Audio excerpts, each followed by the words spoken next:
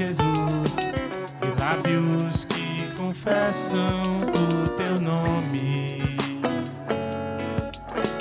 É fruto de tua graça e da paz que encontro em ti, e do teu Espírito que habita em mim. Que habita em mim. Ainda que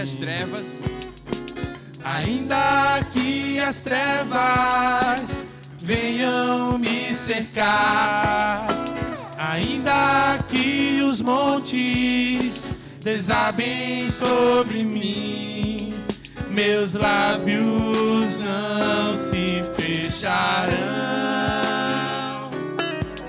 pra sempre hei de te louvar. Vamos no começo de novo.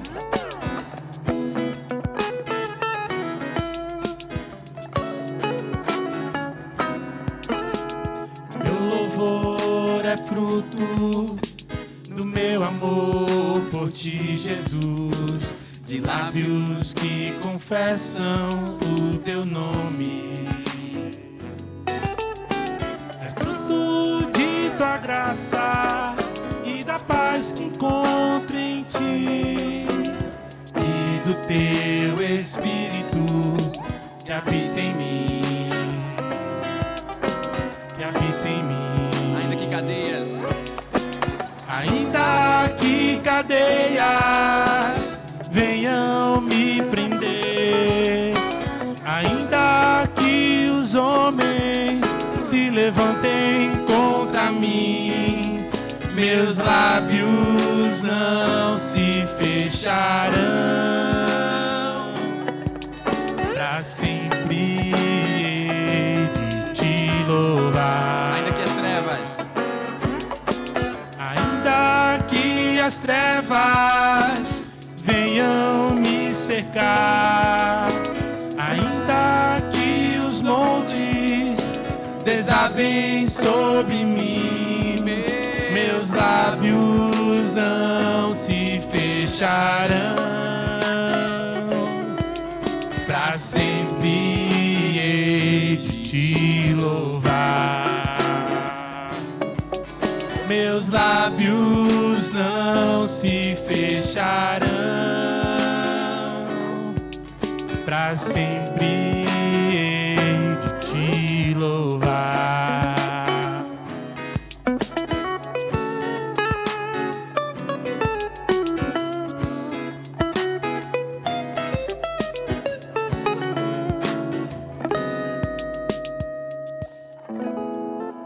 Amém. Vocês podem sentar.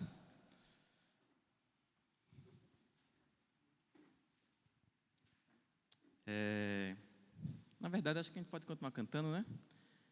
Mas a próxima música também fala sobre mais verdades, assim, de como é importante a gente sempre se lembrar daquilo que é o Evangelho, assim.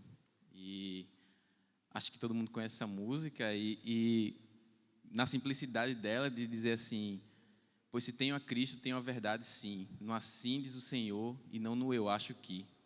Então, para mim é um exercício diário, a gente que pensa muito, que gosta de ler e de entender, e numa sociedade onde todo mundo tem alguma opinião sobre outra coisa, como é importante a gente se lembrar de que a gente precisa se lembrar, a gente precisa ler, a gente precisa buscar o Senhor para saber o que é que Ele quer dizer para a gente, e não simplesmente o que eu acho que deve ser feito, o que eu acho que é mais legal, ou o que eu acho que deve ser a verdade para a minha vida, porque a verdade da nossa vida só pode ser uma, que é o próprio Cristo. Então, eu queria, ao invés de pedir para você sentar, eu queria pedir para você levantar de novo para a gente cantar essa música. E vamos lá, né?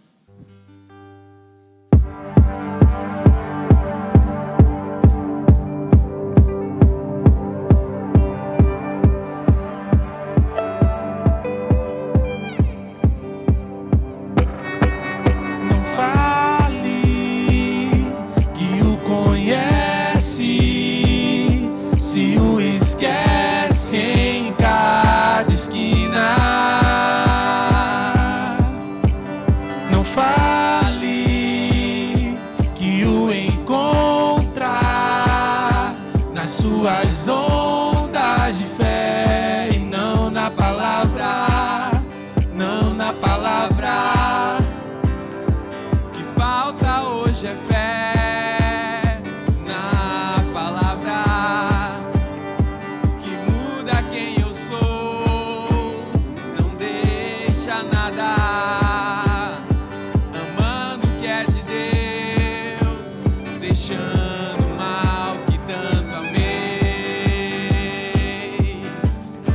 Diga essa verdade. Pois se tenho a Cristo, tenho a verdade, sim. Do assim diz o Senhor, e não no que eu acho que não fale, que o conhece, se o esquece em cada esquina. Não fale que o encontra nas suas ondas de fé e não na palavra, não na palavra. Que mais há hoje é graça sem juízo, que traga amor e paz sem compromisso, seguindo tradições de homens, não de Cristo.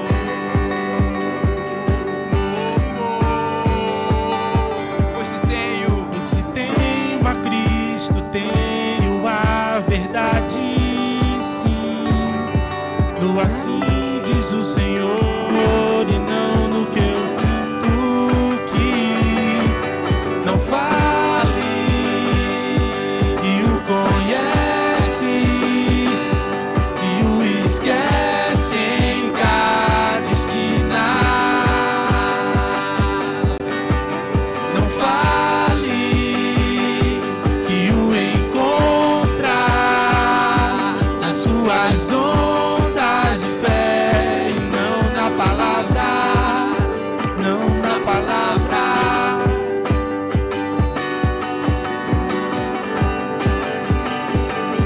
nas suas ondas De fé e não na palavra, não na palavra.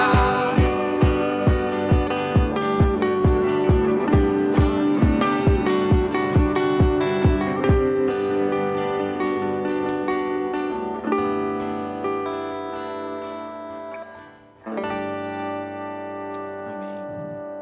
Agora sim, vocês podem sentar.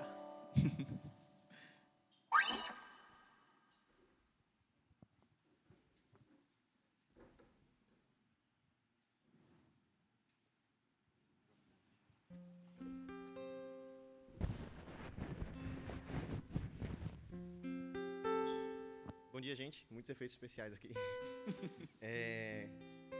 Com alegria, né, que a gente tá mais uma semana reunido, que a gente tá mais um dia aqui presente na nossa igreja. Apesar de todos os desafios, como Caio bem colocou, tem sido dias estranhos, mas Deus tem estado na frente, tem estado conosco. E aí eu queria falar um pouquinho do que vai ser a nossa semana aqui. Agradecer o empenho de algumas pessoas. Vocês devem, quem for bom de reparar alguns detalhes ou não, pode estar percebendo que cada semana que você vem, tá vendo uma coisa diferente aqui, né? E aí queria agradecer a Bela, a Edu, Regina, ao Jonathan, que estão fazendo ali o nosso mural da lojinha. Tá ficando muito legal, né? Mas ainda não tá pronto, mas vai ficar.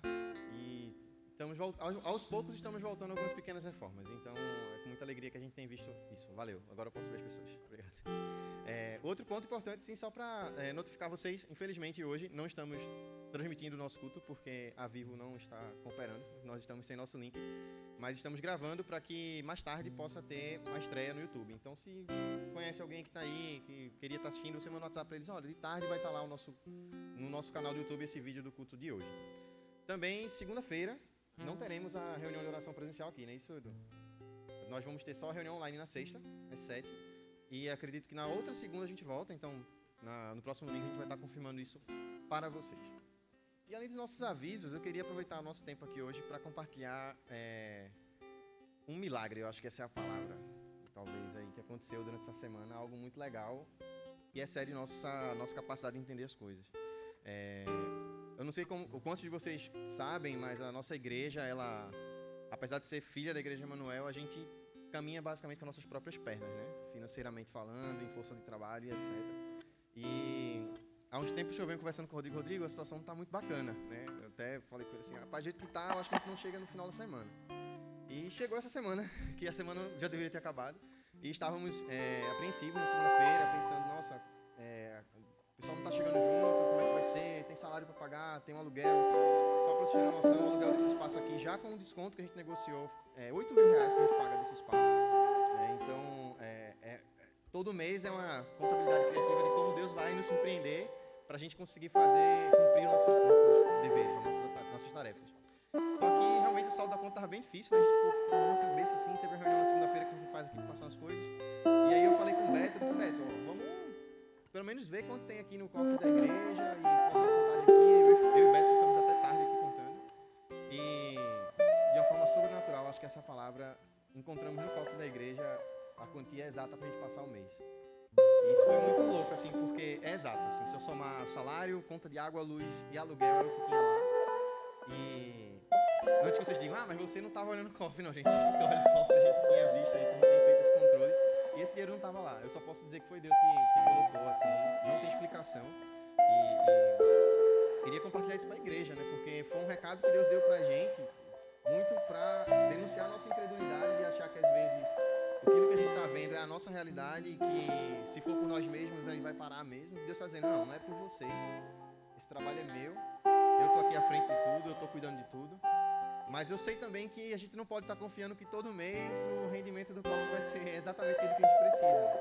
E aí eu queria trazer à memória um texto, lá em 2 Reis, capítulo 4, que é um texto bem icônico, assim, que fala de uma viúva.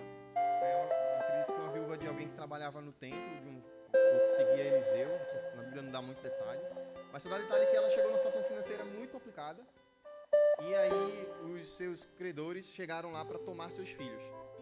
Tipo, você não vai pagar sua dívida, eu vou levar seus filhos, eles vão ser meus servos. E aí essa viúva, ela corre para os pés de Eliseu, profeta, e diz, homem de Deus, meu marido era teu servo, você conhecia ele morreu, e agora eu estou com muita dívida e eu não sei o que fazer, porque estão querendo tomar meus filhos e eu não quero que isso aconteça. E aí Eliseu pergunta, né, o que você tem aí? Aí ela, eu não tenho nada, a não ser uma vasilha de azeite. Aí ele fala, beleza, então é isso mesmo, pega seus filhos, vai na sua vizinhança, né, e consiga a maior quantidade possível de vasilhas que você puder, derrame o azeite lá. E ela faz isso e a Bíblia não diz a quantidade, mas acredito que foram muitas vasilhas que ela conseguiu. Ela enche todas e aí quando chega na última vasilha que não tem mais nada, para de correr o azeite do que ela tinha lá. E ela volta para o profeta e diz, agora o que é que eu faço? Aí ele diz, vai, vende o azeite, paga suas dívidas e vive com o que sobrar. E assim, acredito que o que sobrou não foi pouco, né? Porque se ela tinha 2 filhos que aparentemente não eram grandes e ia ver o que sobrar até eles terem condição de trabalhar, Deus ele supriu além da necessidade. E a palavra que eu trago hoje é muito porque às vezes a gente se enxerga, a gente quer ser o Eliseu, né? A gente quer ser o cara de Deus que vai dar a palavra, confia e tal, mas essa semana a Mosaico ela foi a viúva. A gente chegou para Deus e disse, não sei o que vai ser. O que eu tenho é isso. Deus disse, beleza, é isso que você tem, isso que a gente vai fazer. E eu compartilho isso aqui, gente, não porque eu quero comover vocês, é mais pela alegria mesmo de saber que Deus ele tem suprido nossas necessidades em muitos aspectos, na igreja de forma muito massa, assim, de forma muito profunda. Mas que a gente precisa ter esse compromisso, que a gente precisa ter esse hábito, que a gente precisa refletir sobre o que tem sido o momento do ofertório, o que tem sido da entrega financeira pra gente, pra nossa igreja também. Não só pelas contas que a igreja vem pra pagar, porque Deus deixou bem claro pra gente essa semana que Ele dá um jeito e paga, mas é porque tem muito mais coisas que a gente quer fazer e a gente precisa disso. Tem muito mais que a gente quer alcançar, tem muito mais vizinhos que a gente tem que vender esse azeite e a gente precisa de estar junto, coletando essas vasilhas para que Deus possa fazer o milagre. Né? E aí, nesse momento agora a gente vai fazer um pouquinho diferente. Atrás da galera da transmissão ali a gente colocou nossa mesinha de ofertas. Não sei nem como é que escreve, mas a caixinha se chama gasofilácio. Foi uma coisa que eu aprendi, não sei, não me peça para soletrar, não sei. Tem a nossa maquininha de cartão. Se você sentir no seu coração, se você entender de Deus que é um momento para fazer isso, você pode aproveitar agora que o pessoal da banda vai estar tocando e pode ir lá fazer a sua contribuição. Mas também se você se sentir um pouco acanhado, não quiser fazer isso agora, a nossa maquininha, a nossa caixinha está na igreja a semana toda. Eu sei que é meio difícil alguém sair de casa só para fazer a oferta, mas nunca se sabe, né? E durante o culto também, no final todo culto aqui, a maquininha está lá, a caixinha está lá, você pode também escolher o seu momento e ir lá fazer essa contribuição. Mas é com alegria, assim, a gente pede isso não com peso, mas com a alegria de saber que Deus tem provido a nossa existência, mas que Ele pode prover ainda mais se a gente se unir, se a gente ter esse compromisso no nosso coração. Tá, galera? Muito obrigado, é isso.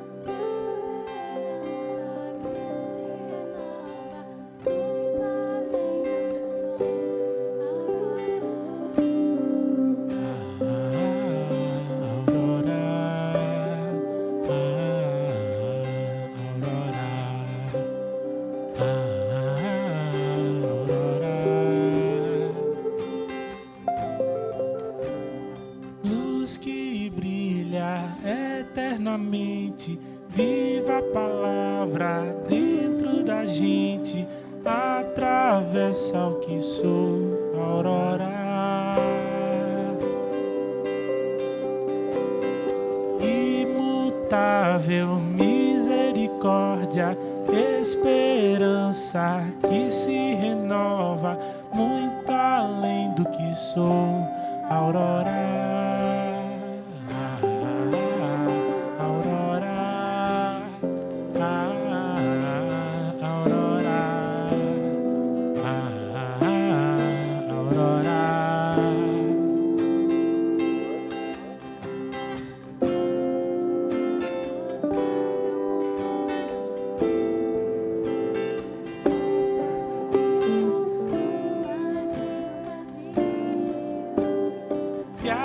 História pode assim atestar, plena graça, véu, hoje já não há vida eterna em ti, Aurora.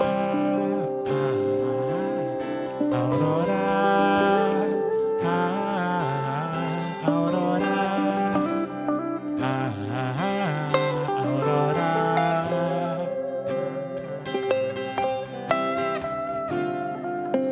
Notável consolador,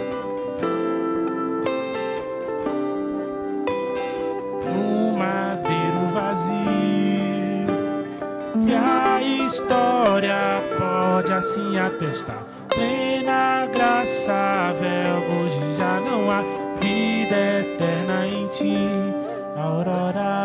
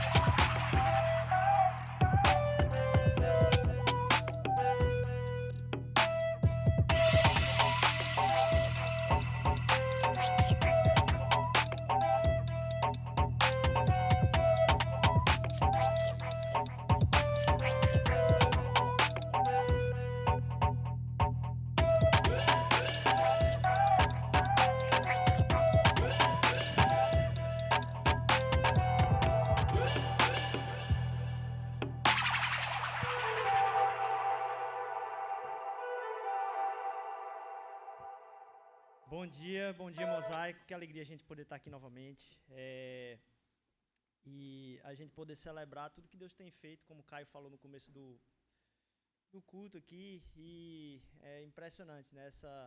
Ver o que Deus tem feito na comunidade, através de cada passinho, né? Que a gente considera como milagre. O problema é que a gente considera pouca coisa como milagre, mas tanta coisa na vida da gente é milagre, que a gente teria outra experiência com Deus se a gente estivesse atento ao que Ele está fazendo na vida da gente. E acho que foi isso que foi testemunhado aos poucos. Mais um desses a gente vê que aquilo que a gente tem sonhado, meditado, discernido durante o ano, tem se tornado inclusive canções produzidas pelo coração de quem está dizendo, poxa, como é que eu vou meditar sobre isso e a gente saber que tem gente aqui dentro da igreja com esse coração, com esse talento, mas também com a disposição de ministrar e abençoar a vida da comunidade, cada um com o seu dom. E a gente tem também ouvido, né, em relação a tantos decretos e tal, e a gente tem tentado ficar atento a tudo que está acontecendo, pronto para tomar qualquer tipo de passo que seja necessário. E, inclusive, essa semana a intenção é ter reuniões bem extensas em relação a isso, mas enquanto nos é possível ainda se apegar a estarmos juntos aqui, celebrando, podendo dizer, Deus, o Senhor é que nos sustenta, como o Caio falou hoje pela manhã, mas estejam em oração por tudo isso. Essa semana vai ser bem definidora, assim, como é que a gente vai lidar com os próximos passos, de que forma, tentando botar os níveis de protocolo mais seguros possível. E aí a gente tem falado sobre a grande história, e uma conversa que eu tive lá no começo, já com o Vitor Chitunda aqui, é que a gente está falando sobre entender uma história que é maior que a nossa, né? E aí eu conversei com o Chitunda, a gente vai ter a alegria de ouvi-lo falar hoje, porque para quem não sabe,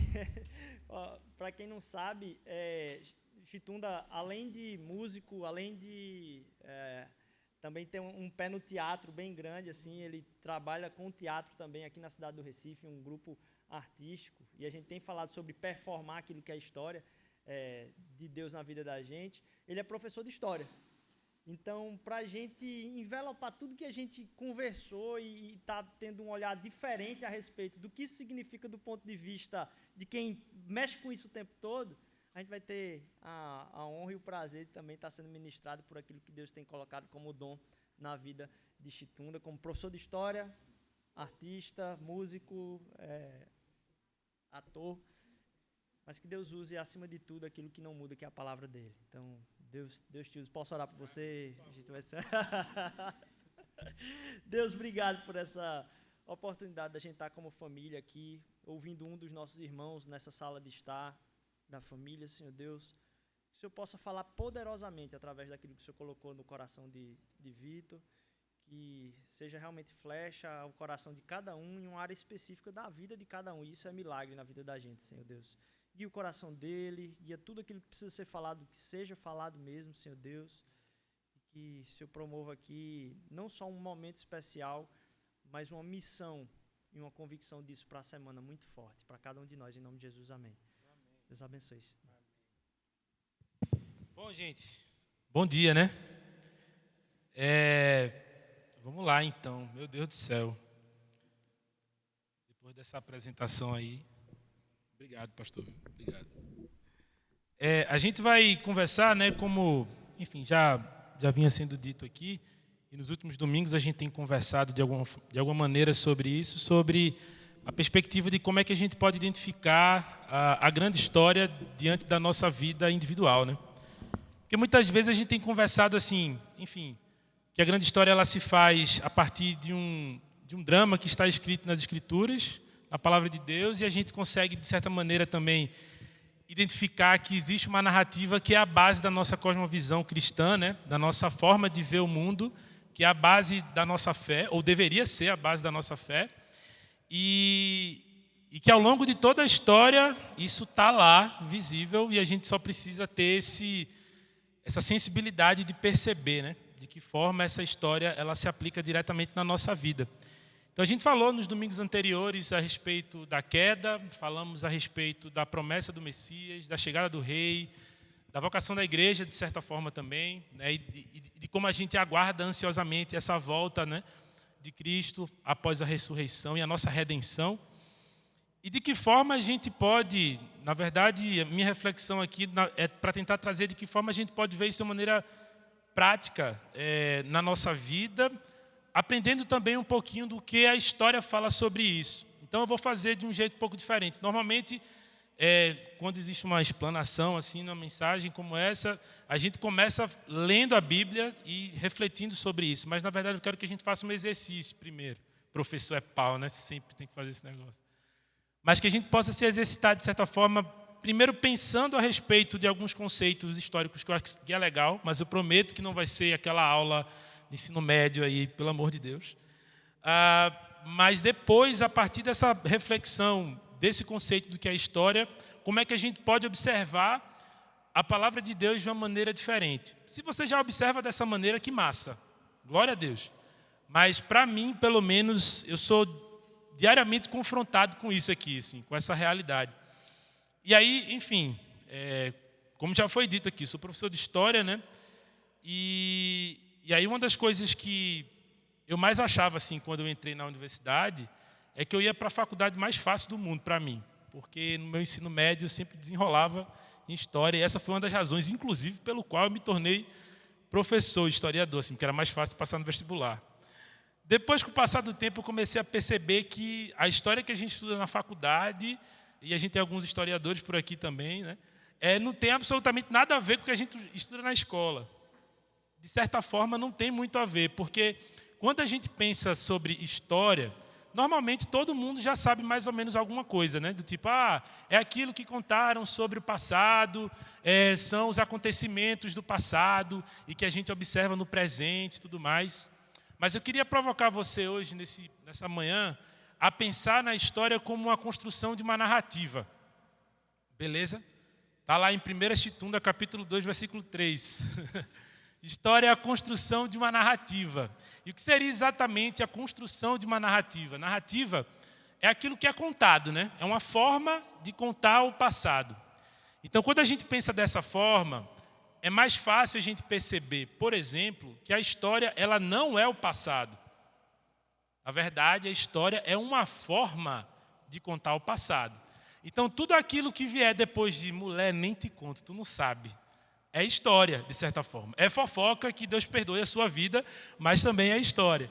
E aí, a gente pensar dessa maneira é extremamente fundamental.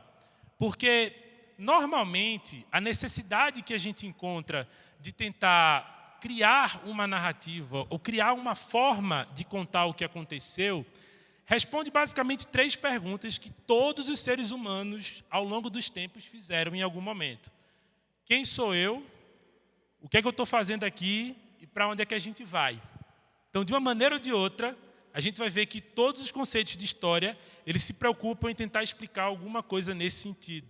E quando a gente pensa que a história é a construção de uma narrativa, ou seja, uma forma de contar o que aconteceu, isso fica muito evidente. Porque nessa narrativa vão existir interpretações na qual a gente se percebe como indivíduo, onde a gente está inserido também, para onde a gente vai de uma maneira ou de outra. O que é que vai acontecer de uma maneira ou de outra.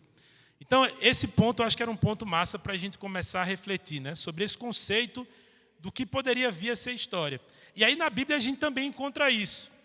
De uma maneira ou de outra, a gente vai perceber que o conceito de que história é a construção de uma narrativa está lá em Gênesis e em vários outros versículos do Velho Testamento, como, por exemplo, né, em Gênesis 2,4 diz assim: esta é a história das origens dos céus e da terra no tempo em que foram criados. Existe uma necessidade de se explicar. A partir de agora, esta é a narrativa a respeito da criação. Mas esse é um exemplo, existem vários outros. Essa é a história de Judá, essa é a história do povo de Israel, essa é a história. Sempre existe uma preocupação de se criar uma narrativa a respeito disso. Então lembre-se, quando a gente pensa sobre construção do que é história, a gente precisa entender que ela não é o passado, mas uma forma de contar o passado. Então, essa forma de contar um passado, ela precisa fazer sentido para mim e para você. Precisa fazer total sentido para mim e para você. Beleza.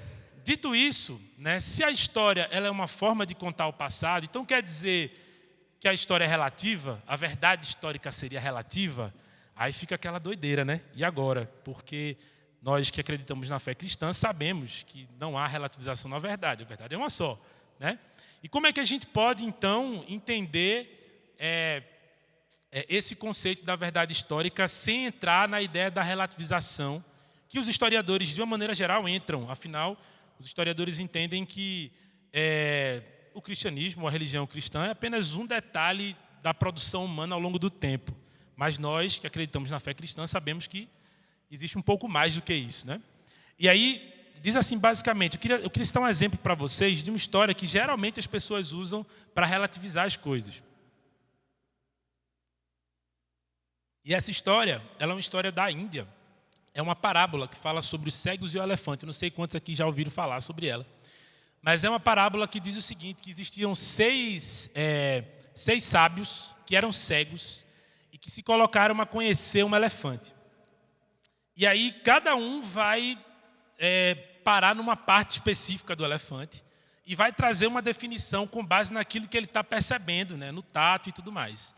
Então vai ter um sábio que vai se colocar na pata do elefante, no joelho do elefante, ele vai dizer: minha gente, o elefante ele é muito largo como um tronco. estou percebendo aqui que ele é bastante largo. A gente está vendo aqui que ele, pelo meu tato aqui, ele é um tronco. E aí vai ter outro que vai dizer, macho, pelo amor de Deus, não é isso não. Na verdade, o elefante lembra um muro, porque ele estava em cima do dorso. Ele é grande como um muro, duro, rígido como um muro. Não tem como ele ser parecido com um tronco. Aí vai vir um outro que vai dizer, não, minha gente, pelo amor de Deus. Ele estava segurando na tromba do elefante, ele diz, o elefante, na verdade, ele é semelhante como uma cobra. E aí vai ter outro que vai dizer, não, eu estou na orelha dele aqui. Na orelha não, ele não sabia que estava na orelha, mas enfim. Estou aqui tocando no elefante e percebo que ele parece um leque. Vai ter outro que vai tocar na cauda e vai dizer, não, o elefante é uma grande corda. E outro que vai dizer, não, o elefante ele é um instrumento pontiagudo, porque ele estava tocando na presa, né, no marfim. E aí qual é a lição que a gente tira dessa história? É que, na realidade, embora todos esses sábios eles estivessem parcialmente certos, eles estavam errados. Porque o elefante não se resumia a nenhuma daquelas partes específicas ali. De uma maneira ou de outra, o elefante ele não vai deixar de ser elefante, porque os cegos não conseguem fazer a análise ou a percepção a respeito do que o elefante é. Então, talvez, ao longo da história, as pessoas criem determinadas narrativas a respeito de Deus, a respeito da vida, baseado em percepções que são limitadas.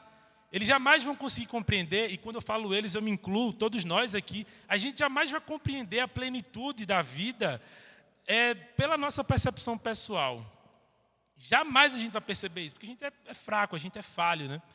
E aí, quando a gente fala sobre essa ideia, é importante a gente pensar nisso na nossa fé cristã. Assim. A gente nunca vai ter condição de entender, de fato, a plenitude do Evangelho baseado na nossa experiência pessoal. Pode ser que, em algum momento, ela nos ajude, de certa forma, mas, geralmente, quando a gente se apega a uma experiência meramente pessoal, a gente vai perceber que, em algum momento, a gente vai se frustrar. Porque a gente vai colocar Deus específico numa expectativa, numa caixinha, e quando ele não atende essa expectativa ou essa caixinha, a gente vai ficar meio frustrado com relação a isso. Eu me lembro que Edu pregou nos domingos anteriores, né, falando sobre a história de Noé. Aí eu estava até comentando com Lila, né, dizendo assim, caramba, a história de Noé é uma história pesadíssima, né, mano? Porque Deus disse assim, eu vou destruir a humanidade, pô. Aí quando você para pensar nisso, caramba, Deus disse que ia destruir a humanidade, isso é muito pesado, né? Se a gente colocar por uma perspectiva da nossa expectativa sobre ele, a gente vai fazer, esse Deus do Antigo Testamento, ele não existe. O Deus do Novo Testamento é um Deus mais limpeza, né, mais tranquilão, porque o Deus do Velho Testamento, o cara era raivoso, e esse Deus raivoso aí, ele não é o Deus que eu conheço, não. Quando na realidade, o Deus é o mesmo. Então, a nossa expectativa a respeito de Deus, a plenitude de Deus é gigantesca demais para a gente acabar pautando em expectativas que a gente tem sobre Ele. E eu vou falar um pouco mais sobre isso mais para frente. Mas é preciso a gente tomar muito cuidado, justamente para a gente não criar essa imagem de Deus baseada nessas expectativas, né, que a gente constrói sobre Deus.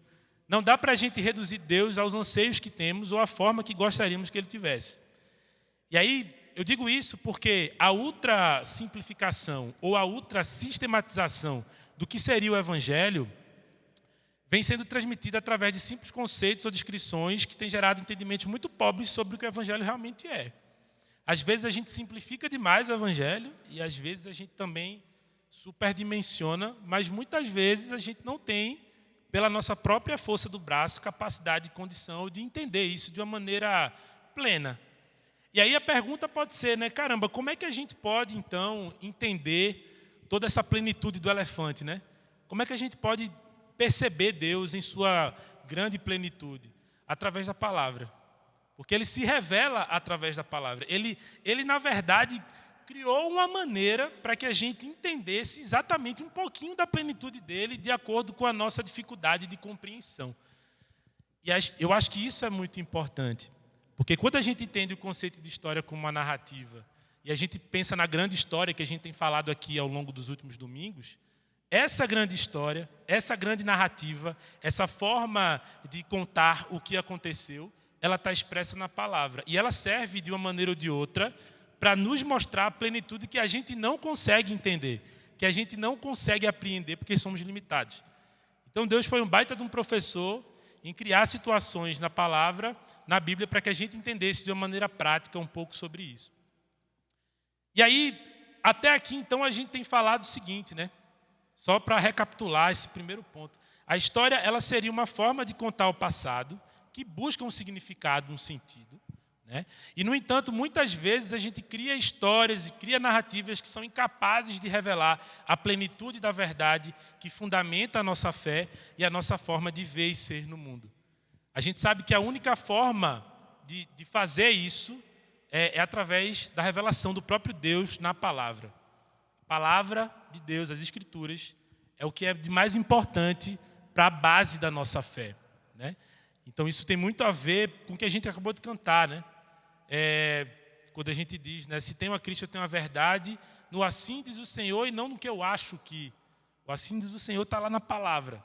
E ele se revela através da sua plenitude na palavra. Então, isso é um ponto importante que eu queria trazer aqui.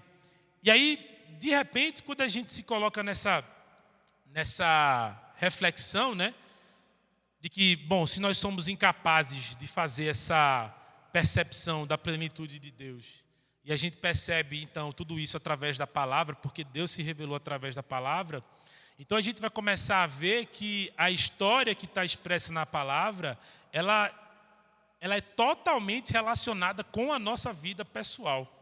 Por mais que muitas vezes a gente tenha dificuldade de relacionar isso. E aí eu digo isso a começar em mim, assim, eu sou um cara que, enfim, cresci num contexto presbiteriano e não sei se você conhece algum presbiteriano, mas pelo menos os presbiterianos que eu conheci, eles eram extremamente críticos com relação a um monte de coisa. Então eu questionava absolutamente tudo na comunidade de fé que eu fazia parte na minha adolescência. As pessoas, inclusive, relevavam muitas vezes os meus questionamentos, porque, enfim, adolescente, né? Eles sempre consideravam isso. E aí eu tinha muita dificuldade, aí eu entrei na faculdade de História e eu tive uma crise, assim, pesada, porque como a gente se depara, né, com os conceitos de história, e muitos desses conceitos de história entendem que o cristianismo é só uma parte daquilo que a humanidade produziu ao longo do tempo, eu comecei a relativizar um monte de coisa, né? Caramba, bicho, e agora? Como é que eu vou... Eu achava que eu, enfim, um jovem presbiteriano, que tinha conhecimento das doutrinas da fé cristã, quando me deparei com a realidade da universidade, eu fiquei em crise, assim, caramba, a igreja está toda errada, mano, tem que mudar um monte de coisa aí. Só que isso acabou afetando diretamente a minha fé, de uma maneira ou de outra, porque eu comecei a relativizar também muita coisa.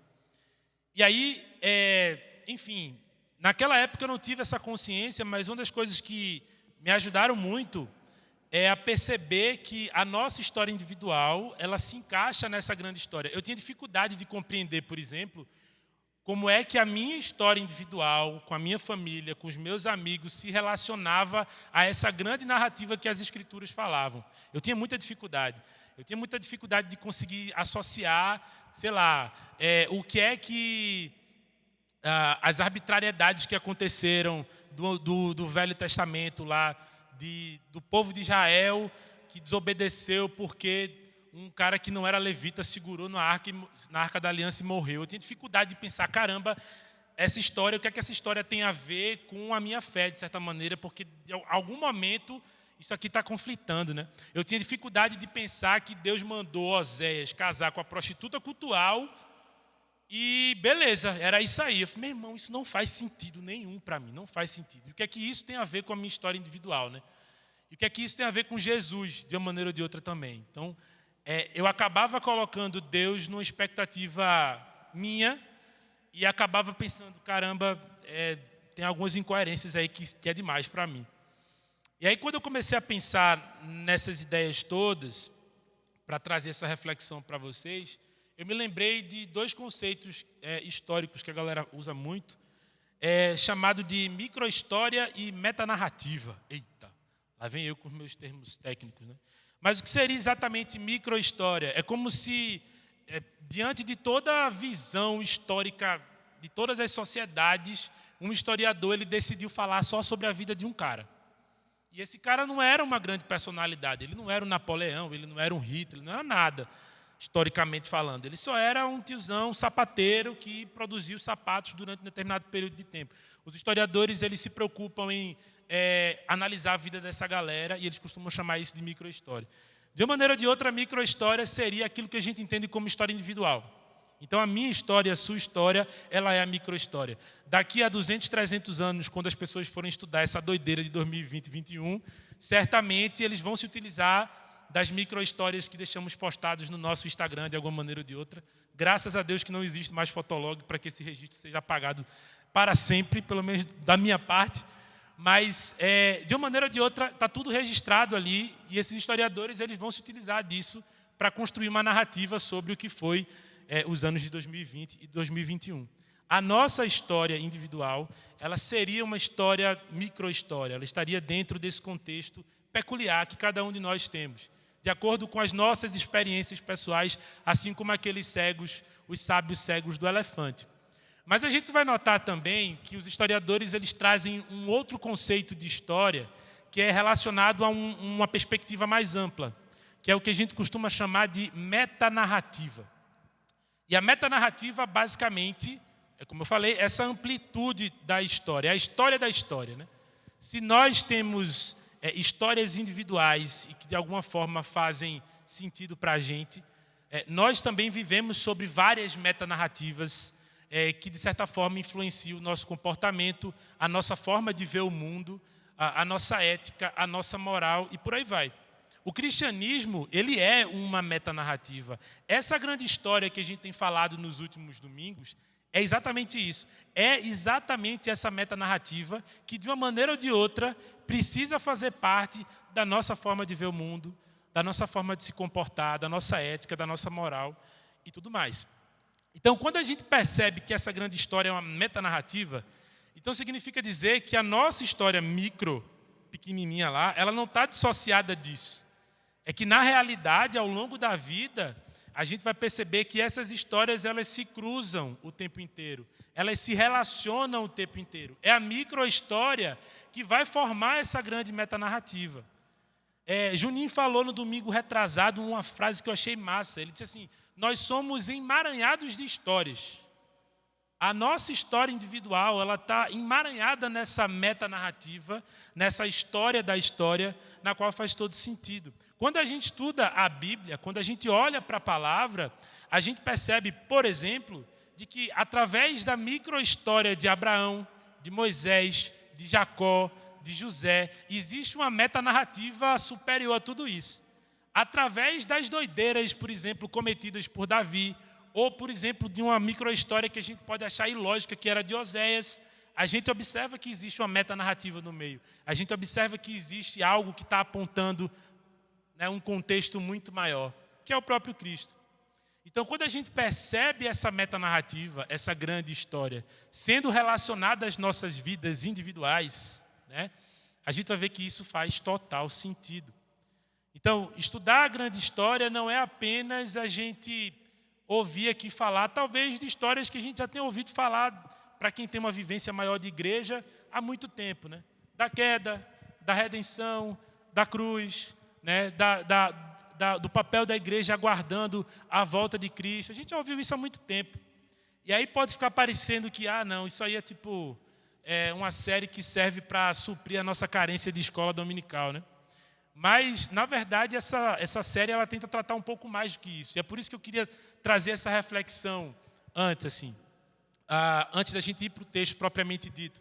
Porque as nossas histórias individuais, elas formam essa metanarrativa, elas apontam para Cristo. Até aqueles que não se confessam como cristãos, a gente tem a graça comum que, de uma maneira ou de outra, aponta para essa grande metanarrativa cristã. Está dando para entender isso que eu estou falando? Assim, não está parecendo brisa não, Graças a Deus. E aí, quando a gente pensa, então, nesse contexto de que a história é esse conjunto de micro-histórias e que forma essa metanarrativa, As nossas histórias individuais, elas estão emaranhadas nessa grande história que seria a metanarrativa cristã, A gente precisa entender, que essa grande metanarrativa é justamente a história na qual Deus se faz revelar em sua plenitude. Nós não somos capazes, como já falei, de montar uma narrativa a respeito de Deus, mas Ele mesmo é capaz de fazer isso através da palavra. E a nossa história acaba colaborando para que Ele mesmo conte a respeito da história. Ele vai olhar para a história individual de cada um de nós aqui e vai dizer, não, eu vou usar a vida dessa galera para que o povo de Deus possa perceber que eu estou aí, que a minha história é essa, a minha plenitude se trata disso. Então, até aqui, né, a gente conclui que nós somos emaranhados de histórias entre as nossas limitadas experiências individuais e a grande história que é a metanarrativa cristã, que baseia ou deveria basear a nossa vida. Ela revela que nós somos diante da plenitude de Deus e a maravilha do Evangelho. Então, muitas vezes, quando a gente se coloca diante disso, né, nós temos as nossas histórias individuais e muitas vezes essas histórias individuais elas precisam ser confrontadas com a grande metanarrativa. E aí eu vou contar 2 exemplos que eu acho que ajudam a gente a entender um pouco sobre isso. Eu estava dando aula uns 15 dias atrás e era uma aula sobre iluminismo. Eu sou professor de 9º ano do Fundamental 2 e 1º ano do ensino médio. Eu estava dando aula para o 9º ano e vez ou outra aparecem umas reflexões assim na aula que você tem que parar a aula para brisar total com os meninos, assim, porque é bem importante alguns temas que eles trazem. E aí, a gente estava fazendo um esquema sobre os principais filósofos iluministas, aí tinha Jean-Jacques Rousseau, né? É o meu predileto dos iluministas, acho as ideias políticas dele sensacionais. Mas aí, observando esse contexto aí, teve um menino que fez, professor, o Rousseau é aquele que falou que o homem é bom, a sociedade o corrompe, né?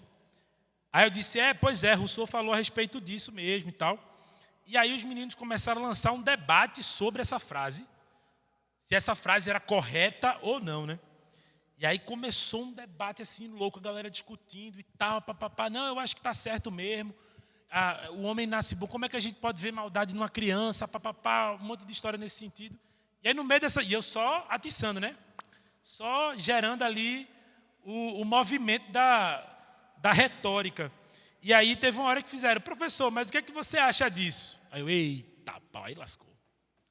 Porque qualquer coisa que eu diga aqui, vai chegar um pai dizendo que eu sou doutrinador, que eu estou querendo fazer alguma parada aí. E aí eu, super preocupado, dizendo, gente, então, eu acho que isso vai muito da minha perspectiva, da forma de ver o mundo, né? Eu me entendo como uma pessoa cristã, e por entender ser uma pessoa cristã, eu entendo que o homem ele já não nasce bom, né? Ele nasce em pecado, assim. E aí, meu Deus, aí começou uma aula de catecismo, virou uma aula de catecismo total. E aí teve uma menina que fez assim, não, professor, mas eu sou cristã e tal, e eu não concordo não com isso que você está falando. Eu acho que o homem nasce bom e a sociedade que vai corromper e tal. Aí eu já fiquei preocupado, cheguei em casa preocupado com a Alice. Eu fiz, meu Deus, essa menina vai chegar com a crise de fé em casa, vai dizer que o professor de história dela destruiu tudo que ela tinha a respeito da religião dela e pronto, vai chegar os pais lá na escola para tirar satisfação comigo. Aí a Alice disse um negócio massa, ela fez assim, amor, mas vê só, se os pais dela são cristãos, né, então eles vão entender que o que você estava falando tem algum sentido, né? Aí eu, boto fé, né? É mesmo. Aí passou, na outra semana, a gente está dando aula que é em rodízio, né? Os alunos que passam uma semana online e outra semana presencial. Aí, depois de 15 dias é que ela voltou, já nem me lembrava mais dessa história. Aí ela veio falar comigo, professor, eu queria lhe agradecer. Aí eu, pelo quê? Ela falou, não, aquela história lá do o homem é bom e a sociedade o corrompe. Aí eu levei isso para a minha líder da igreja, a gente começou a discutir, caramba, agora eu posso dizer que eu concordo com o que você está falando. Aí eu, glória a Deus, obrigado, pai. Ufa, ainda bem. Mas quando eu estava fazendo essa mensagem aqui, aí eu me lembrei disso, né? Porque, caramba, ela tem uma história individual. A história individual dela, a percepção que ela tinha individual era de que, não, eu não tenho como achar uma criança ruim, uma criança má, né? Como é que é isso para mim? Mas se a gente se baseia na nossa cosmovisão cristã, isso muda completamente. E aí eu fiz, caramba, é real. Muitas vezes a gente cria algumas verdades individuais que não necessariamente são verdades, porque elas vão de encontro com a nossa cosmovisão cristã. Então a gente precisa entender essa grande história que está expressa na palavra, está lá. A gente precisa compreender tudo isso para poder moldar a nossa história individual a esse emaranhado que que seria essa grande metanarrativa cristã. Então esse é um exemplo para a gente entender como a gente precisa se confrontar muitas vezes nesse sentido. E uma outra coisa também, um outro ponto, fala sobre a ideia da nossa religiosidade ser baseada numa condição de barganha, né? Eu sou muito assim. Caramba, eu sou muito assim. Eu sempre tenho a sensação de que eu preciso fazer alguma coisa para que Deus ache que eu estou massa. Opa, essa semana aí, hein, Vitão? Leu aí a Bíblia todo dia, show de bola, cara. Estou gostando mais de você. A gente sabe que isso não existe, né? Não adianta o que a gente for fazer. Deus já salvou a gente ali e é isso aí. Ele vai olhar e vai dizer, bicho, eu sei que tu é uma cebosa, pô. Eu sei que tu presta não, mas vem, eu vou te chamar para perto todas as vezes. Então isso para mim é muito complexo, até mesmo para criar essa reflexão aqui, né? Eu sou uma pessoa que eu confesso para vocês, irmãos, que eu tenho uma dificuldade muito grande de ter uma rotina de devocionalidade. Tenho uma dificuldade real. O pessoal que é do meu pequeno grupo, que já foram de pequenos grupos antigos, toda vez eu falava sobre isso. Caramba, pelo amor de Deus, eu preciso muito da misericórdia do Senhor para ter essa constância. Então, quando eu comecei a estudar a respeito dessa reflexão, dessa mensagem, eu já fiquei pensando, caramba, naturalmente minha cabeça veio assim, caramba, eu acho que Deus está mais satisfeito comigo aí porque eu estou fazendo isso. Depois, essa condição de barganha é uma compreensão errada a respeito da metanarrativa. Eu posso criar uma percepção individual totalmente falha que não condiz com aquilo que Deus quer que nós, como sua igreja, façamos, né? Então, isso, de certa forma, também é um outro ponto importante. A gente precisa confrontar as nossas experiências individuais diante dessa grande metanarrativa, compreendendo que essa grande história, que essa grande metanarrativa, ela faz parte das bases da nossa fé. A gente precisa olhar o mundo a partir dessa perspectiva, né? E aí, agora sim, eu queria mostrar para vocês como a gente pode ressignificar isso de alguma maneira, né? E aí eu tenho aqui, eu queria que você abrisse a sua Bíblia em Números, capítulo 21. Números, capítulo 21, versículo 4 a 9.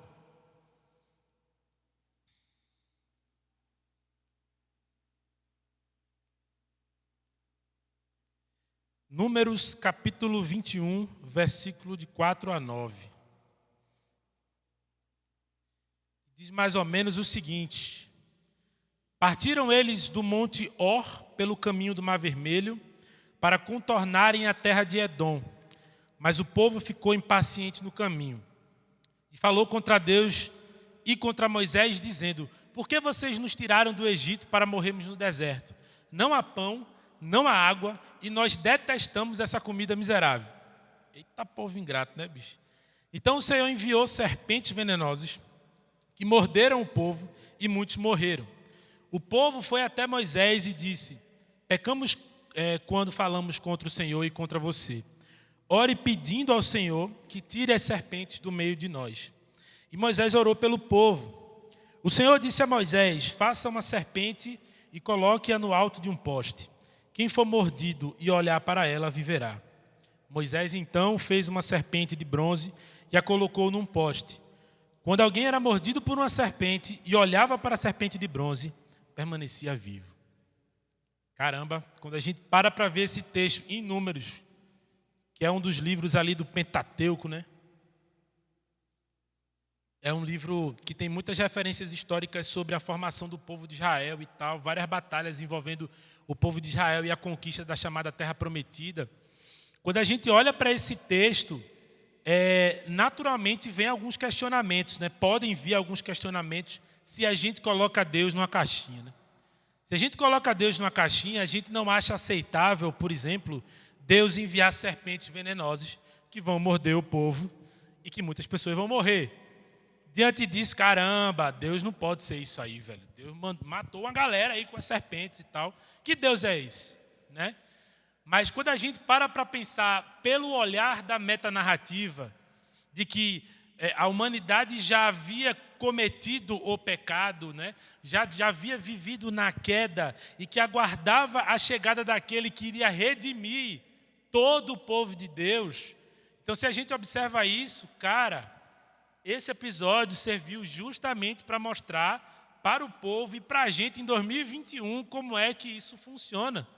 Porque o povo, Moisés mandou construir uma cobra de bronze, colocou no madeiro, e todo mundo que era picado pela cobra, por uma cobra, e olhasse para aquela cobra de bronze, não morria. Aí você tem, por exemplo, em João 3, 14 e 15, dizendo o seguinte: da mesma forma como Moisés levantou a serpente no deserto, assim também é necessário que o Filho do Homem seja levantado, para que todo que nele crê tenha vida eterna. Se a gente não olha nessa perspectiva, a gente vai colocar Deus numa caixinha. Mas se a gente percebe que é muito maior do que a gente pode perceber de fato, está lá. Está lá. O Deus do Velho Testamento é absolutamente o mesmo Deus do Novo. E Ele se preocupa em nos ensinar de uma maneira ou de outra sobre a sua plenitude, sobre o nosso papel como igreja, o que Ele quer de cada um de nós, né? Então, tudo isso faz total diferença. Então, perceber as Escrituras por essa perspectiva é fundamental para a nossa fé. E aí, o tempo inteiro, a gente precisa sempre regular essas grandes expectativas, essa grande narrativa, essa metanarrativa a respeito da grande história, e as nossas histórias individuais, para que elas se entrelacem. Todas elas vão apontar a respeito da natureza de Cristo e da redenção. Todas elas de uma maneira ou de outra, né? Se a gente parar para observar o Velho Testamento, sempre, em episódios ali específicos, há um remanescente fiel. Vai existir uma situação onde Deus vai passar o rapa, vai trocar a geração todinha, vai dizer: essa galera não vai pisar na terra prometida, eu vou deixar a galera perambulando no deserto aí, 40 anos, vou trocar todo mundo. Mas sempre vai existir um remanescente fiel.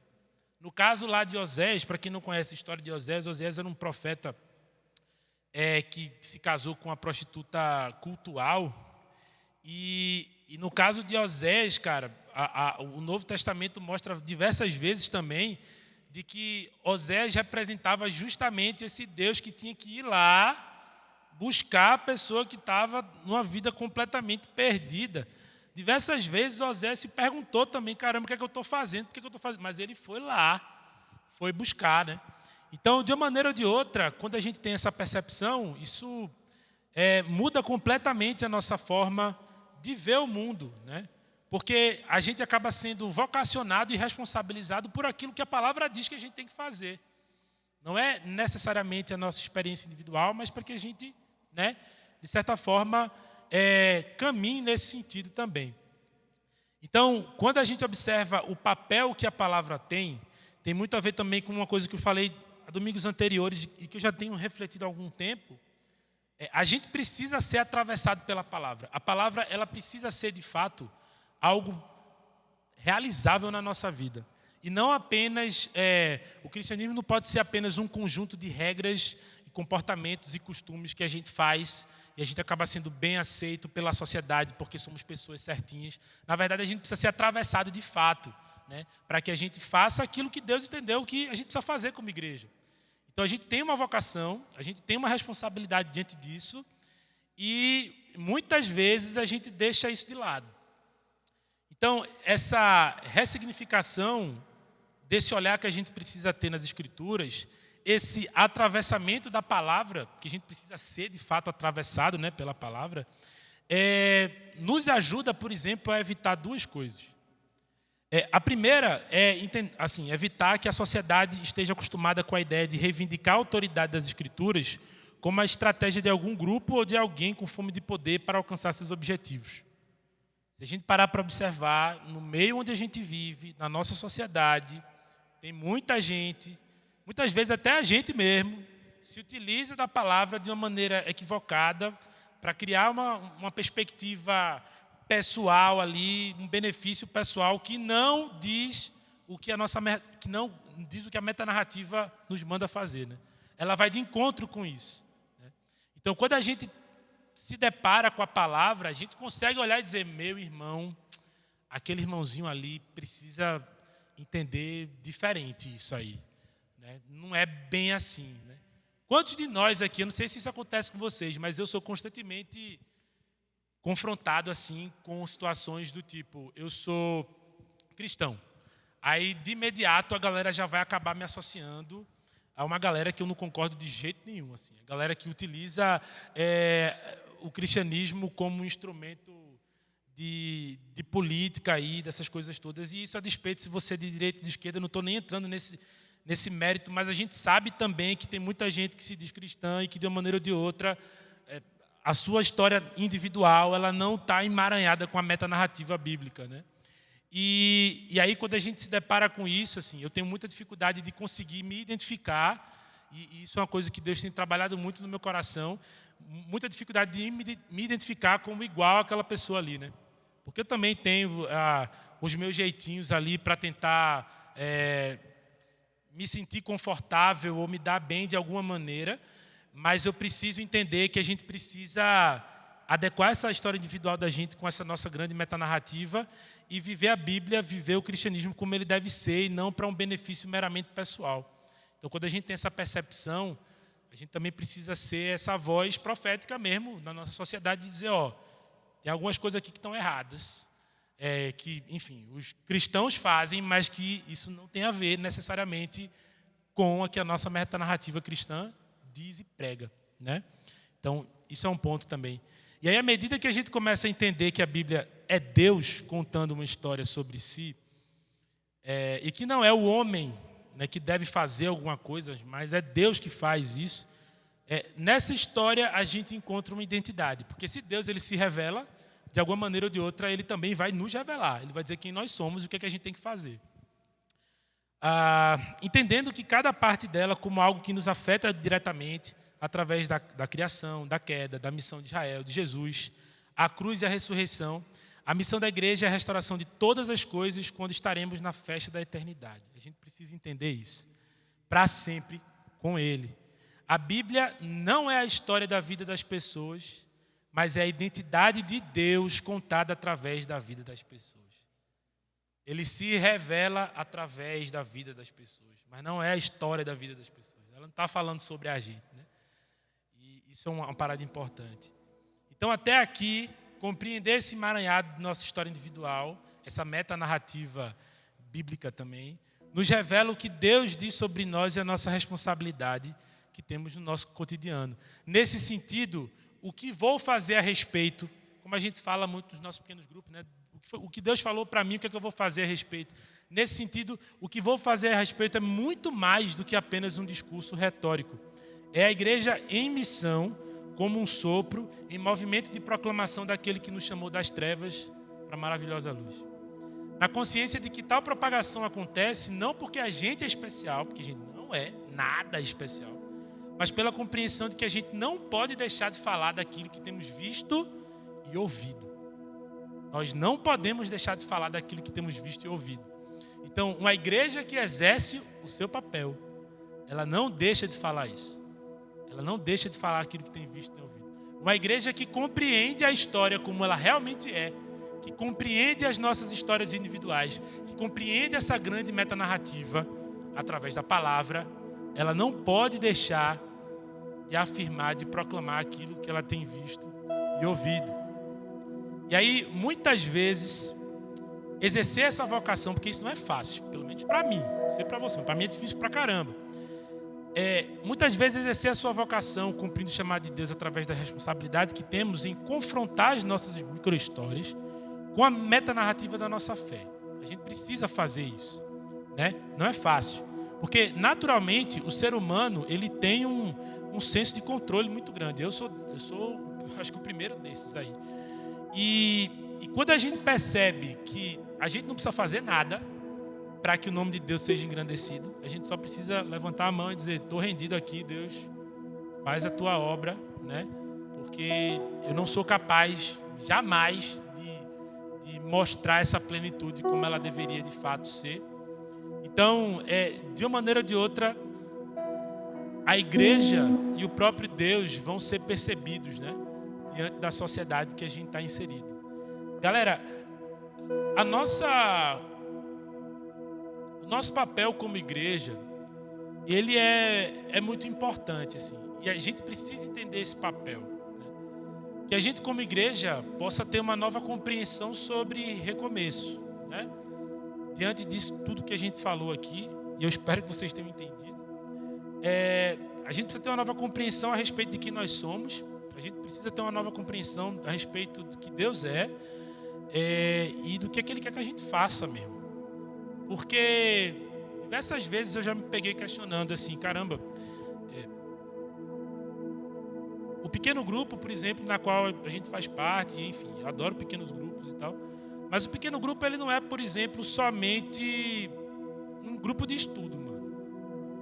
Ele não é. Ele é um movimento ali que a gente precisa para compartilhar do evangelho para as outras pessoas. Claro, a gente aprende a respeito da palavra, é importante pra caramba isso. Não estou negando isso de maneira alguma. Mas a gente precisa ter também essa outra consciência. Nós somos a igreja de Cristo. E a gente foi vocacionado a proclamar, a falar daquilo que a gente tem visto e ouvido. E a começar em mim, eu não sou essa pessoa. Eu não sou essa pessoa que faz isso. E me percebo diversas vezes confrontado de, caramba, eu preciso, de fato, ser além. Porque uma igreja que não vive a sua vocação, se ela não fala aquilo que ela tem visto e ouvido, então existem duas coisas que a gente pode concluir aí. Ou essa igreja ela é egoísta, que ela está conformada com seus próprios interesses ali, ou ela é uma igreja que não se debruça na oração e na palavra. São essas duas coisas. E aí é uma tijolada. Para mim, isso é uma tijolada pesada, assim. A gente estuda sobre a grande história, a gente estuda sobre a metanarrativa histórica cristã, para a gente ser atravessado por ela. E não é somente para a gente, aprendemos um discurso retórico massa, mas para a gente entender quem Deus é, quem nós somos e qual é o nosso papel no mundo. E o que é que a gente tem que fazer diante disso. Então, que a gente possa refletir muito sobre isso, na compreensão de que Jesus já fez, já realizou tudo isso. Jesus, a gente já sabe o final da história, né? Já sabe como ela termina. Mas a gente sabe também que Jesus ele nos chama para viver a vontade dele, para viver aquilo que ele tem para cada um de nós. Então lembrem-se disso, assim. Estou falando isso para vocês, mas para mim também. Não há nada que a gente faça que revele verdadeiramente a plenitude de Deus e do Evangelho. Mas que a gente possa perceber que em todos os momentos em que a gente se render, levantar as mãos e cantar Hosana nas alturas, a gente está ali, que a gente reconhece que Deus já fez. Deus já fez. Já está consumado. Ele já perdoou todos os nossos pecados. E Ele aguarda ansiosamente que a gente se renda diante dele nesse sentido. Amém? Que bênção. Queria convidar você a se colocar de pé. E a próxima música que a gente vai cantar aqui tem muito a ver com isso que a gente falou também. É uma música que também, de certa forma, tem a ver com a reflexão que a gente tem tido recentemente, né? A respeito do que seria um novo começo, né? De como a gente pode perceber que, apesar da gente ser falho, apesar da gente ter, enfim, muitas experiências pessoais que nos confundem diante da plenitude, a gente pode começar sempre, porque a misericórdia de Deus ela se renova toda manhã, né? Derrama dessa graça sobre a gente o tempo todo. E essa música que a gente vai cantar agora, ela seja de fato uma oração. Uma oração mesmo de que a gente viva essa luz dessa aurora, que é a essência de Deus na nossa vida. Que a gente possa de fato fazer isso de verdade, entendendo que a palavra, né, ela nos atravessa, entendendo que Deus é um Deus imutável, é uma luz que brilha eternamente, que a gente possa ter essa compreensão de verdade.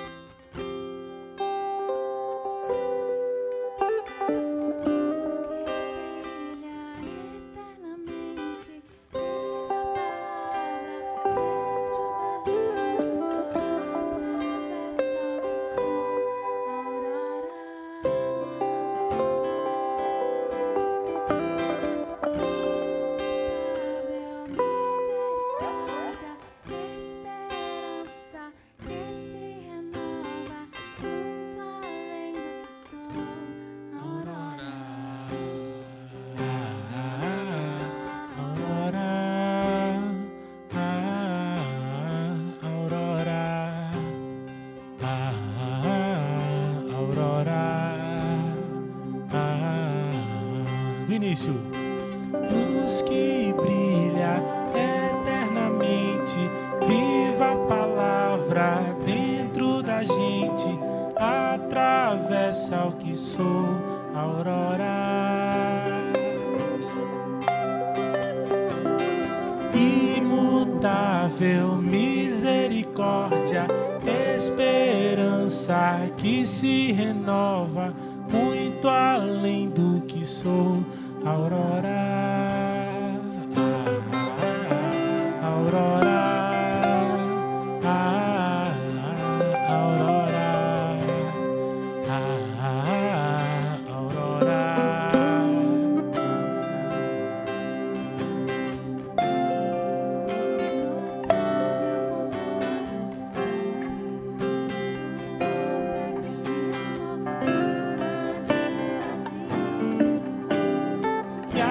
História pode assim atestar, plena graça, véu, hoje já não há vida eterna em ti, aurora.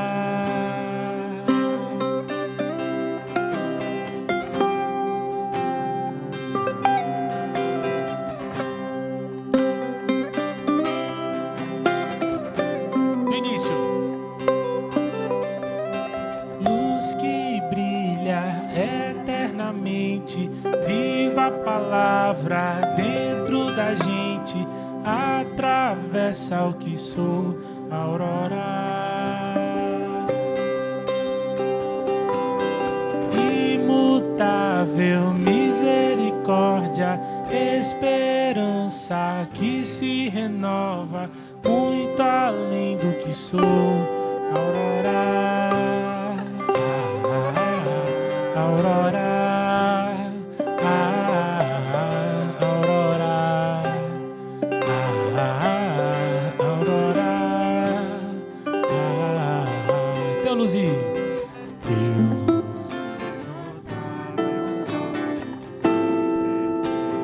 oferta de amor num madeiro vazio, e a história pode assim atestar, plena graça, véu, hoje já não há vida eterna em ti, aurora. Aurora, aurora, aurora, teu luzinho, teu luz notável, consolador, no madeiro vazio. Nossas vozes, que a história pode assim atestar, plena graça, véu, hoje já não há vida eterna em ti, aurora. Aurora, aurora, aurora.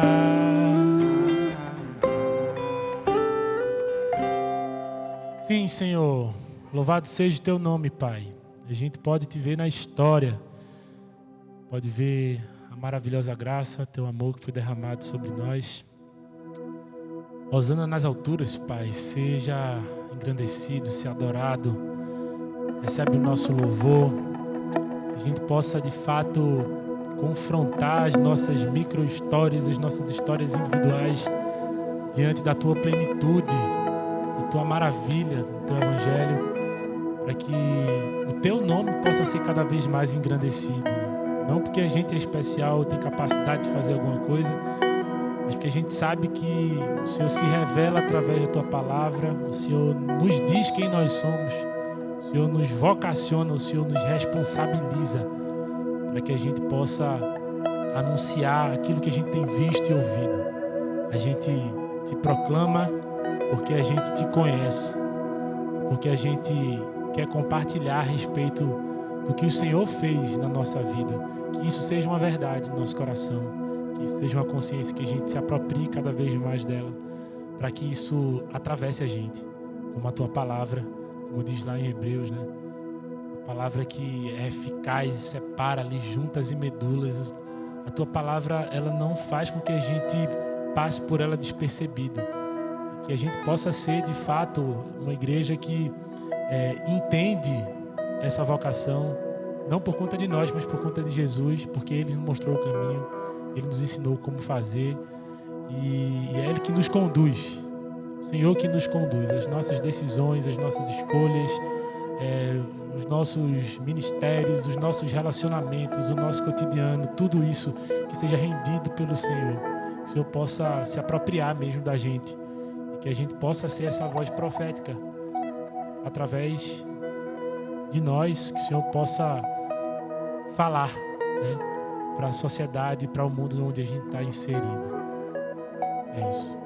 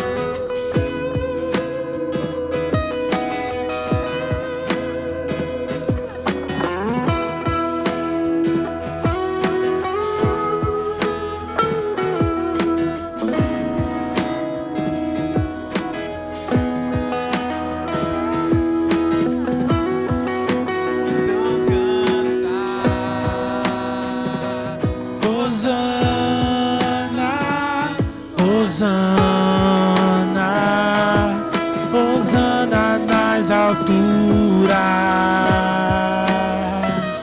Hosana, Hosana, Hosana nas alturas.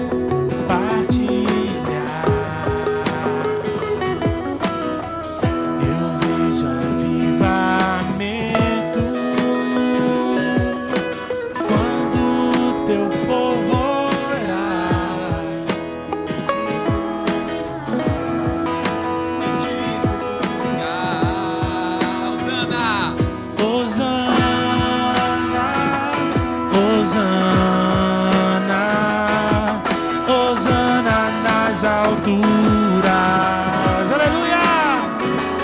Hosana, Hosana, Hosana nas alturas.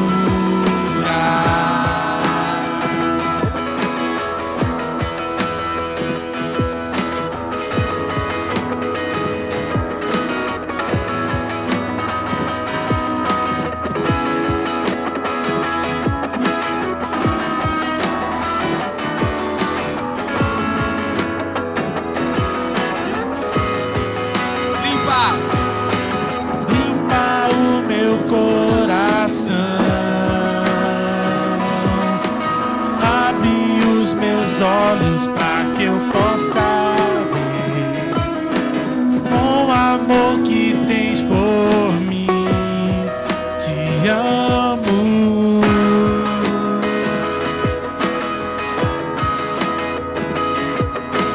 Quero ser igual a ti. Tudo que sou é para teu louvor. Pois contigo vou viver para sempre.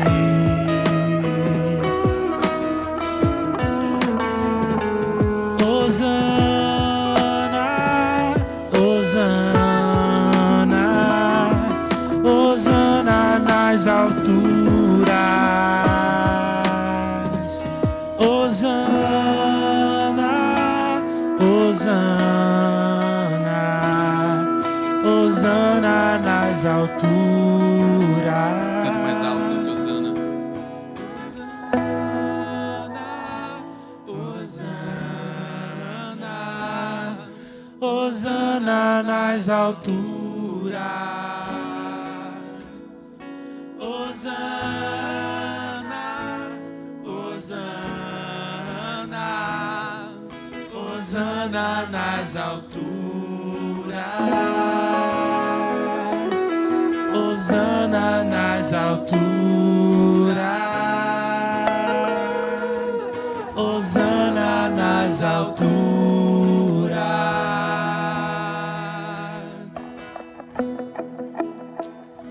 Amém. Glória a Deus. Gente, uma boa semana para todo mundo. Obrigado por ter vindo aí nessa manhã chuvosa de domingo. Vamos orar para terminar o culto de hoje. O culto de hoje foi tão abençoador. Então vamos terminar orando, pedindo a Deus para cuidar da gente mais essa semana. Senhor, obrigado, Pai, porque o Senhor permitiu que diante de tanta coisa a gente pudesse vir aqui, a gente cultuou, a gente ouviu Tua palavra, a gente louvou o Teu nome, Senhor. E só de poder ter a liberdade, Pai, de estar aqui, a oportunidade de te conhecer, Pai, e saber que a gente está cantando uma verdade. Não uma verdade, Senhor, a verdade, Pai. Amém.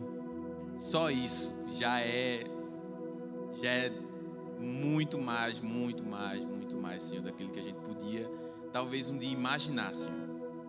Então, na nossa humildade, Senhor, nós te pedimos para que continua, Senhor, cuidando de nós nessa semana, continua cuidando do Teu povo.